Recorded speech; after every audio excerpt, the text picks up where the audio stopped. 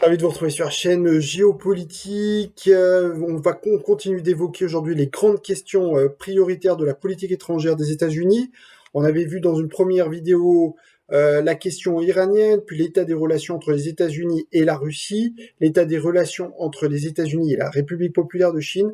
Et aujourd'hui, une des grandes questions qui taraude et qui risque de tarauder encore plus au cours des prochaines semaines la politique étrangère des États-Unis, c'est la question afghane. Car après plus de 20 ans de guerre, et peut-être plus d'un trilliard de dollars qui a été dépensé dans cette guerre, les États-Unis ne vont même pas peut-être être en mesure de pouvoir assurer un retrait sécurisé de leurs troupes d'Afghanistan. En effet, pour rappel, le président Biden a décidé donc de retarder le départ qui était prévu initialement le 1er mai 2021. Selon l'accord du 29 février 2020 signé entre Salman Khalilzad, le représentant des États-Unis en Afghanistan, et le chef du bureau politique taliban, l'accord prévoyait un retrait définitif de toutes les troupes états-uniennes le 1er mai dernier.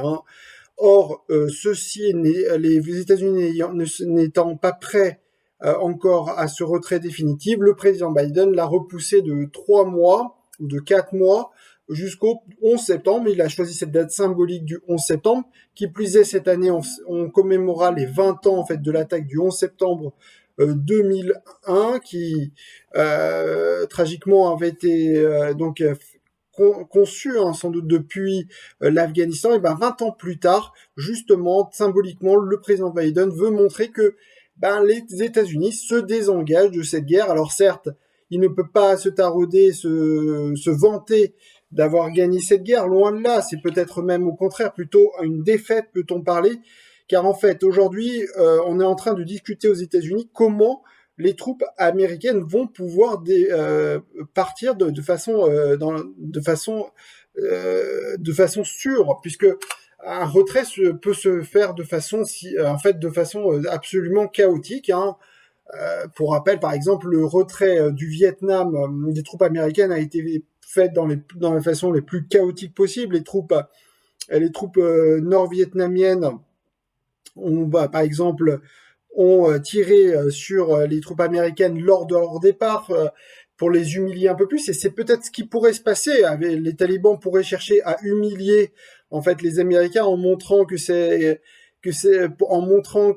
si j'allais dire aux Américains en envoyant un signe symbolique de ne plus revenir en Afghanistan, de ne plus s'ingérer dans les affaires afghanes, peut-être en s'attaquant aux troupes américaines lors de leur retrait.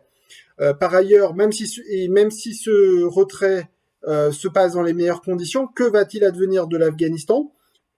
Est-ce que, par exemple, ne serait-ce qu'une infrastructure comme l'aéroport de Kaboul, comment peut-il être sécurisé? Autant de questions aujourd'hui qu'on essaye, en tout cas, d'élaborer des scénarios. Alors, il y a eu, par exemple, une rencontre cette semaine à Bruxelles entre le président Biden et le président Erdogan. Le président turc souhaite jouer un rôle de stabilisateur en Afghanistan, et à ce titre, il a proposé ses bons offices au président Biden en voulant sécuriser l'aéroport de Kaboul au moment du départ des troupes américaines.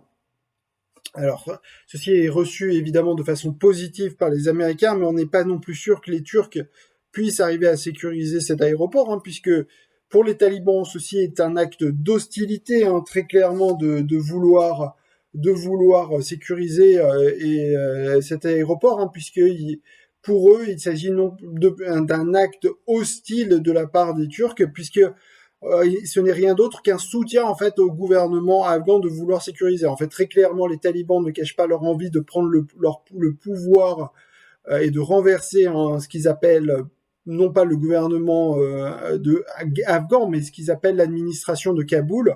Pour eux, il ne s'agit pas d'un gouvernement légitime, il s'agit simplement d'un gouvernement fantoche soutenu par les Américains, mis en place par les Américains, et donc à ce titre, il ne mérite que d'être renversé. Et d'ailleurs, la meilleure preuve qu'aujourd'hui les talibans ne sont pas intéressés, sans doute, peut-on dire, par un gouvernement d'union nationale, c'est que les négociations n'aboutissent pas et qu'ils ne font aucune proposition Il y a actuellement, depuis, je rappelle, depuis septembre 2020, le 12 septembre 2020, des négociations ont lieu à Doha sous l'égide du Qatar, mais ces négociations n'ont abouti presque un an plus tard à aucun résultat, pour le simple fait que les talibans, en réalité, comprennent que la dynamique, que le rapport de force militaire est en leur faveur, ne serait-ce qu'au cours des derniers jours, ils ont gagné 40 districts. Alors, qu'est-ce que ça représente? C'est vrai qu'ils ont les gains territoriaux réalisés par les talibans concernent principalement des régions rurales, des zones rurales. Donc, à ce jour, la très grande majorité des zones urbaines en Afghanistan sont contrôlées par le gouvernement afghan. Mais il faut savoir que la majorité des zones rurales en Afghanistan sont contrôlées par les talibans à ce jour. D'ailleurs, on estime qu'environ 60% du territoire afghan est contrôlé par les talibans. Encore une fois, ça ne veut pas dire que 60% de la population vit sous contrôle de l'administration talibane, mais du fait que, comme la grande majorité des zones urbaines sont sous contrôle afghan, la majorité de la population afghane vit toujours sous le gouvernement afghan. Toutefois, en fait, il y a une crainte des citadins afghans de passer sous le contrôle afghan de talibans, du fait qu'en fait les troupes afghanes en fait se désertent, en fait l'armée afghane se retire, et donc en fait très clairement on assiste, et bien pour ça qu'on assiste à des gains territoriaux assez faciles, il faut bien le dire, pour les talibans.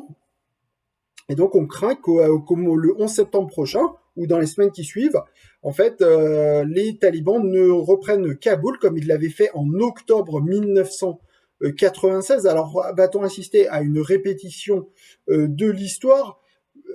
On sait que l'histoire se répète, mais jamais à l'identique. Alors peut-être cette fois-ci, les talibans seraient, d'après ce qu'on dit, un peu plus pragmatiques qu'en 1996, du fait que, par exemple, quand ils avaient pris le pouvoir en octobre 96, ils avaient tout simplement interdit la scolarisation, par exemple, pour les filles. Alors, d'après ce qu'on peut comprendre, ce qu'ils laissent entrevoir, en tout cas, c'est qu'ils sont prêts à faire certaines concessions. Ils comprennent qu'aujourd'hui, c'est une question qu'aujourd'hui, les femmes afghanes auraient beaucoup de mal à accepter l'absence de scolarisation, par exemple, de leurs filles. Et donc, probablement, ils accepteraient de scolariser les filles jusqu'à un certain âge. La question également de la burqa se posera au moment si les talibans reviennent au pouvoir à Kaboul. Vont-ils imposer également le port obligatoire de la burqa? Vous voyez, il y a un certain nombre de questions en fait qui restent, des questions qui restent en suspens. En tout cas, le négociateur représentant les talibans à Doha lui a dit très clairement qu'il veut un système il cherche simplement à mettre en place ce qu'il appelle un système islamique véritable.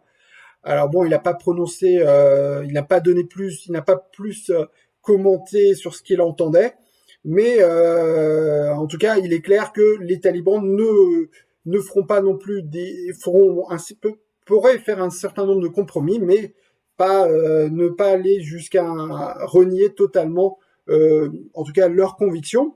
Et donc, il faudra voir jusqu'où, en fait, les talibans sont prêts à faire des concessions et jusqu'où aussi le gouvernement afghan est prêt à faire des concessions. En fait, il est très difficile, après plus de 20 ans, en fait, d'une certaine, on va dire, d'un changement, d'après plus de 20 ans, si vous voulez, où il y a une certaine liberté retrouvée pour les Afghans, pour eux, tout d'un coup, peut-être au cours des prochains mois, de revenir, en fait, à un système rigoriste, où par exemple il sera interdit de faire des mariages pour danser, encore une fois, où la scolarisation des filles sera limitée.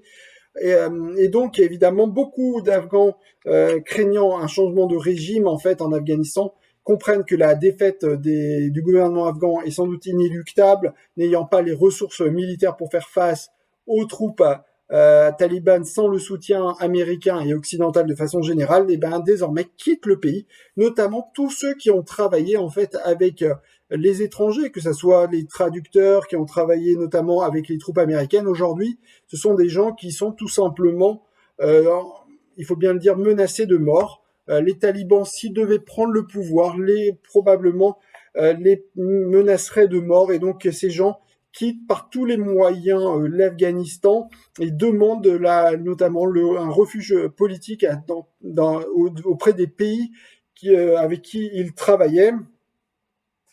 Également, hein, donc comme je le disais, hein, cette signe un avant-coureur hein, d'une possible arrivée des talibans au pouvoir à Kaboul, le président Ghani a annoncé pas plus tard qu'aujourd'hui, dimanche 20 juin, le limogeage de son ministre de l'Intérieur et de la Défense, hein, pour donc les postes peut-être les plus importants en Afghanistan au vu de la situation actuelle. Du fait de l'incapacité hein, de l'armée afghane à pouvoir arrêter la déferlante vague militaire talibane. Et donc le ministre de la Défense désormais n'est rien d'autre que Bimisla Khan Mohammadi, qui a été qui s'est battu en fait auprès du feu commandant commandant Ahmed Shah Massoud, hein, le célèbre commandant Massoud, hein, qui est mort, signé aussi avant-coureur le 9 septembre 2001, 2 jours avant les attentats, lors d'un entretien qu'il avait accordé à un journaliste, enfin un faux journaliste qui s'est fait exploser et qui a provoqué sa mort. Et ben cet homme qui a combattu avec le feu Shah Massoud va devenir donc ministre de la Défense. Donc peut-être signe que aussi les Tadjiks, hein, l'ethnie dont faisait partie Massoud, peuvent être utiles. Hein. Je rappelle que notamment, il faut aussi rappeler qu'en 2001, en 96, hein, quand les talibans ont pris le pouvoir en Afghanistan, c'est la seule partie de l'Afghanistan qui ne contrôlait pas, et l'extrême nord-est de l'Afghanistan, la région, ce qu'on appelle du Pamir, frontalière avec le Tadjikistan, et où se trouve justement cette ethnie tadjik dont faisait partie Ahmed Shah Massoud.